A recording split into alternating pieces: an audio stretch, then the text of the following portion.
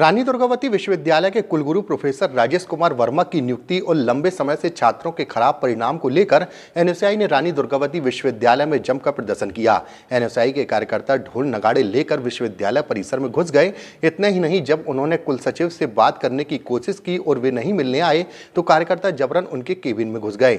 NSUI के कार्यकर्ता सहित गाडरवारा से आई छात्राओं ने आरोप लगाया है कि कई छात्राओं को परीक्षा देने के बावजूद भी 0 नंबर दिए गए हैं। छात्राओं ने मांग की है कि उनके सामने ही उनकी कॉपियों को जांचा जाए, तभी यह प्रदर्शन समाप्त होगा। एनएसयूआई अध्यक्ष सचिन रजक ने कहा कि कुलपति जिस हिसाब से ताकतवर साबित हो रहे हैं, उसी हिसाब से मुख्यमंत्री और शिक्षा मंत्री उनके इशारे पर चल रहे हैं। यहां तक कि राजभवन भी उनके इशारे पर चल रहा है। जो कुलपति अयोग्य साबित हुआ है, अब उसके नेतृत्व में विश्वविद्यालय की ऐसी स्थिति हो गई है कि पास होने वाले विद्यार्थी भी फेल हो रहे हैं। कुलपति जिस हिसाब से ताकतवर साबित हो रहा है, उस हिसाब से मुख्यमंत्री और शिक्षा मंत्री चल रहे हैं। यहाँ तक कि राजभवन भी आज उसके इशारे पे चल रहा है। अयोग्य कुलपति, गधा कुलपति जिसको कहा जाता है, वो व्यक्ति जो साबित हुआ है। पूरे यूनिवर्सिटी की ऐसी स्थिति हो गई है कि पास व्यक्ति फेल हो जा रहा है। जिस व्यक्ति ने 12th में 85% लाया है, उसको सब्जेक्ट में 0 नंबर लाया जा रहा है।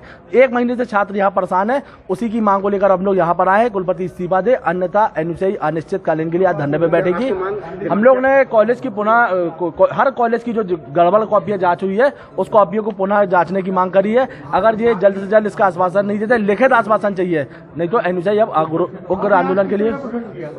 हम लोग ने आयोग कुलपति के खिलाफ कॉपियां जो गलत जांच हुई है, उसके खिलाफ आज हम लोगों ने प्रदर्शन किया है। कुलपति का बैंड बजा के उनको जगाने का प्रयास किया है, परंतु वो अब तो वो भोपाल में अपने घर में सोए हुए हैं। इसको लेकर आज हम लोग यहाँ पर रजिस्ट्रार को ही जगाने की कोशिश कर रहे हैं कि वही जाग जाए तो कम से कम छात्रों का भविष्य सुधर जाए। मेरा नाम रुचि कहार है। मैं गाडरवारा के पीजी कॉलेज से आई हूँ। मेरा रिजल्ट फर्स्ट ईयर का रिजल्ट बहुत खराब आया है। जिस सब्जेक्ट के मेरे अच्छे पेपर गए थे, उसमें भी मुझे 0 नंबर दे दिया गया है। मेरे 2 सब्जेक्ट में सप्लीमेंट्री आई है कि हमारी कॉपी एक बार खोली जाए, दोबारा रीचेकिंग कराई जाए। प्रॉब्लम ये है कि हमें हर सब्जेक्ट में, जैसे मुझे 1 में आया है तो मुझे 0 ही दिया है।